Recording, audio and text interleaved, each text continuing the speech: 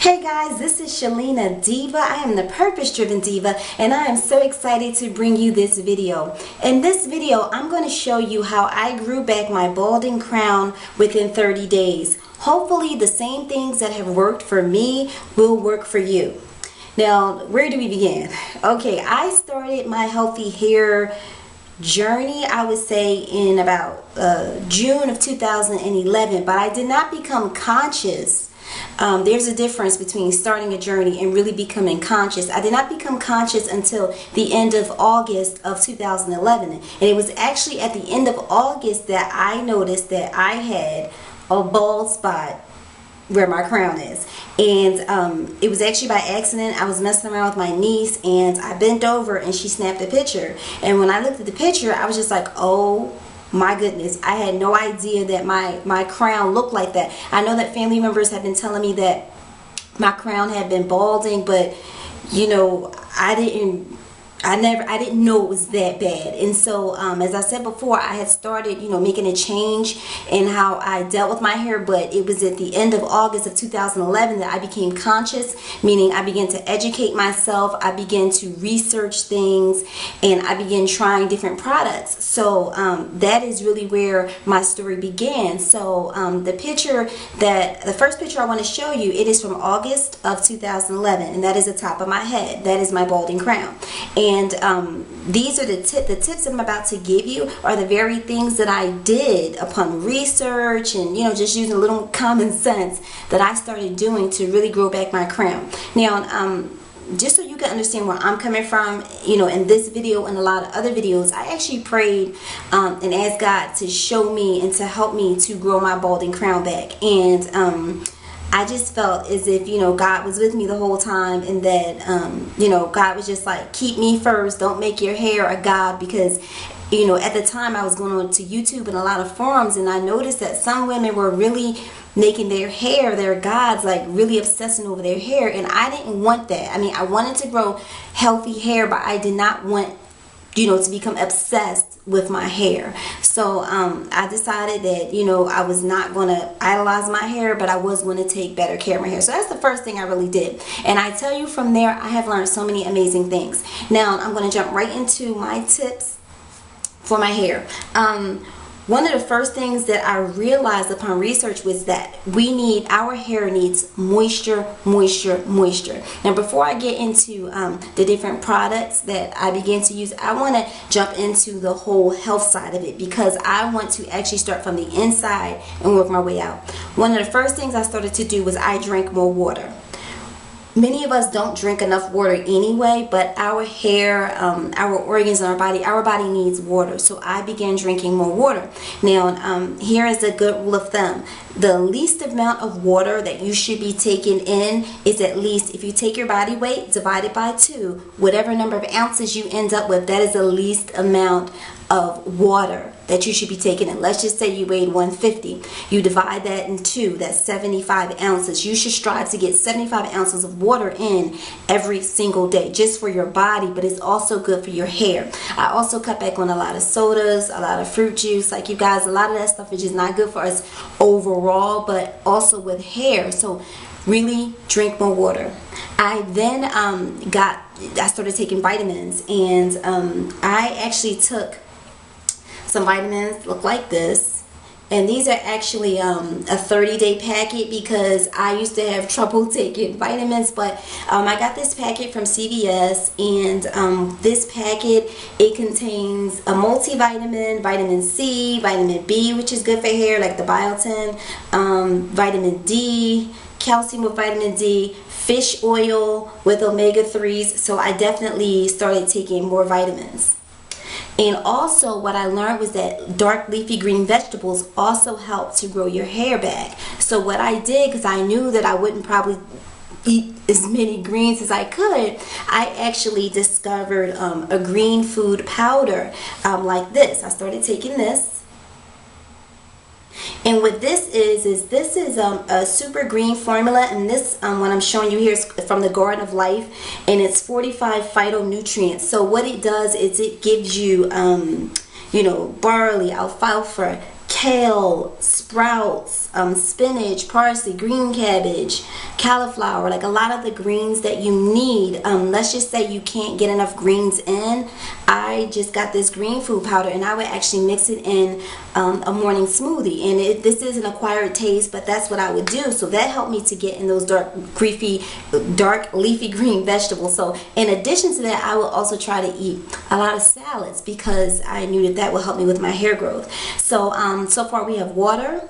I took vitamins, a multivitamin. I took the green food powder, and since we're talking about it, I also started taking Hairfinity hair vitamins. And the reason why I mentioned the other vitamins before the Hairfinity is because of the mistake that a lot of women make, is that they buy these vitamins, whether it's Hairfinity or another one, and you know, you don't have any of that other good stuff going on. You might not be eating as well as you should. You're not taking other multivitamins. You're not taking healthy oils like fish oil, flaxseed oil. You're not doing any of those things, and you have a terrible diet probably, and then you're buying these vitamins. And I say those vitamins work. I do believe that Hairfinity works, and some other vitamins that I've tried, I do believe that those hair vitamins work. However, if you're not getting in the other vitamins and minerals that your body needs, guess what? When you start taking those hair vitamins, the nutrients that you take in are going to go to the other vital organs. Like, they come first, and like your hair comes last. So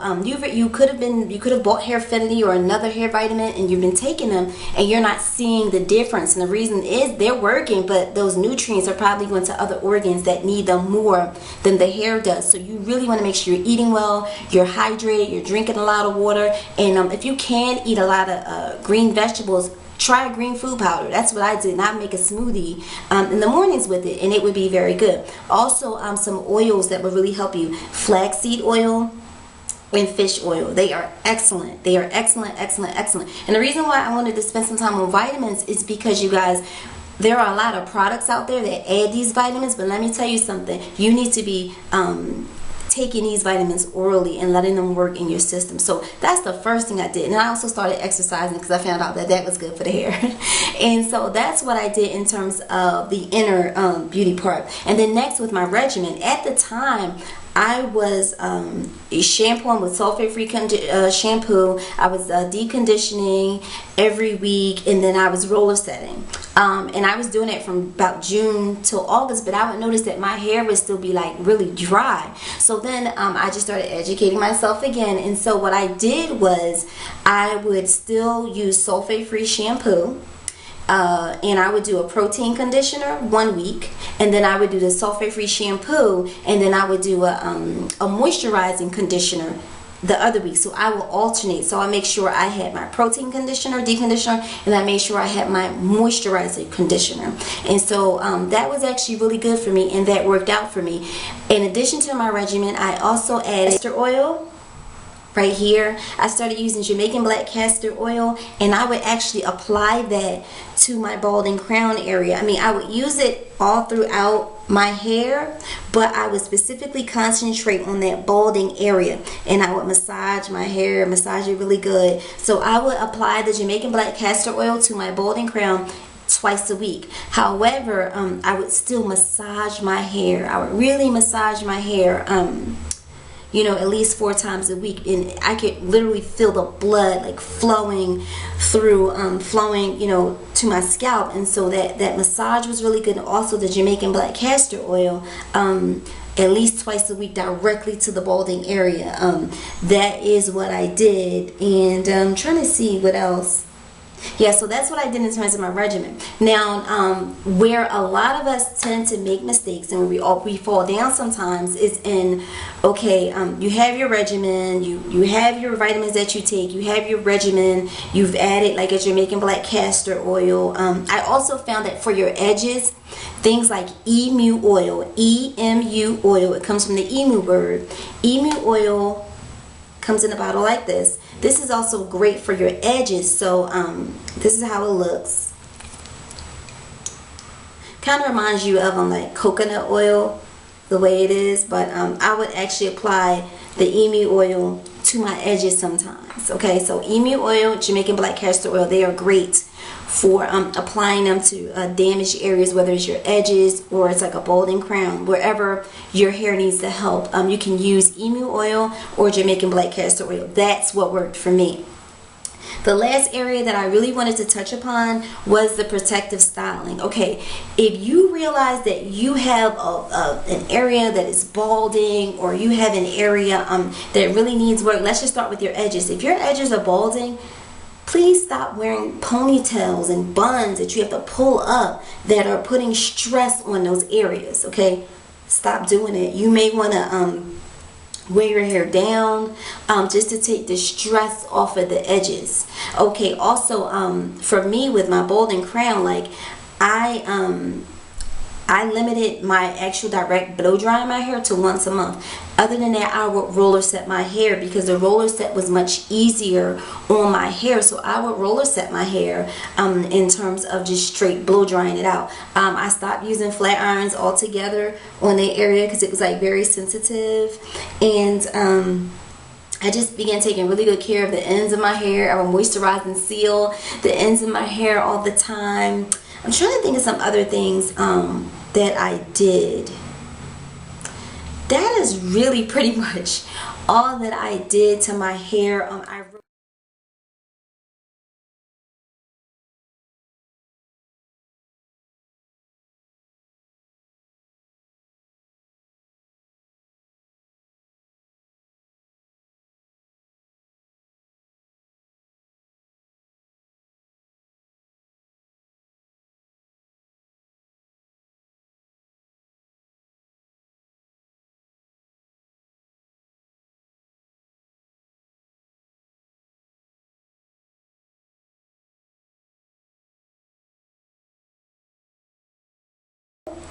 Hey you guys, so I hope that you have enjoyed this video. I hope that the very things that have worked for me will work for you, and I wish you luck and much success in growing back balding crowns and growing back thinning edges. If it happened for me, it surely can happen for you. Just learn how to you know, really love your hair, learn your hair, and your hair will grow. Okay you guys, so until the next time, remember everything has beauty, including you. It just takes a true diva to see it. Be blessed.